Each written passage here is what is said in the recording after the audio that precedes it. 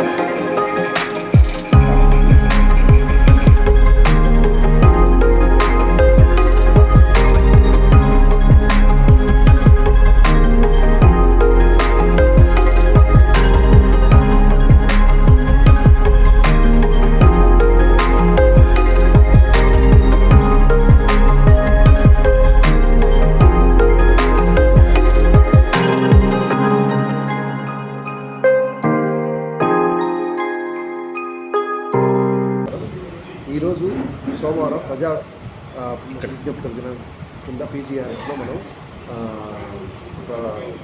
ఉన్నాము. ఈరోజు నెల్లూరు రూరల్ మండలానికి సంబంధించి పలువురు అర్జీదారులు వారి సమస్యల మీద మాకు వచ్చి వినవించడం జరిగింది.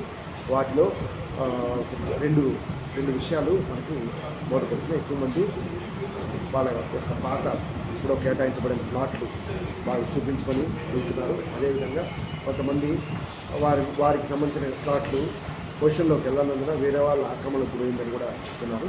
వీటికి సంబంధించిన అర్జీలను పీజీఆర్ఎస్ మాడ్యూల్లో నోట్ చేయడం జరిగింది. వీటన్నిటిని కూడా కూలంకషంగా పరిశీలించి మా వద్ద ఉన్న పాత లిస్టులను పరిశీలించి ఆ లిస్టులో అర్జీదారుల పేర్లు ఉన్నాయా లేవా, ఉన్నట్లయితే వాళ్ళు ఇన్ని సంవత్సరాలు కట్టుకోకుండా ఎందుకున్నారు అనే విషయాలను పరిశీలించాల్సి ఉంటుంది. పరిశీలించిన తర్వాత ప్రస్తుతం ఆ సదరు ప్రభుత్వ స్థలంలో ఎవరైనా ఆక్రమించున్నారా లేదా అని చూసి ఆ ఆక్రమణదారులను వెంటనే తొలగించడం జరుగుతుంది.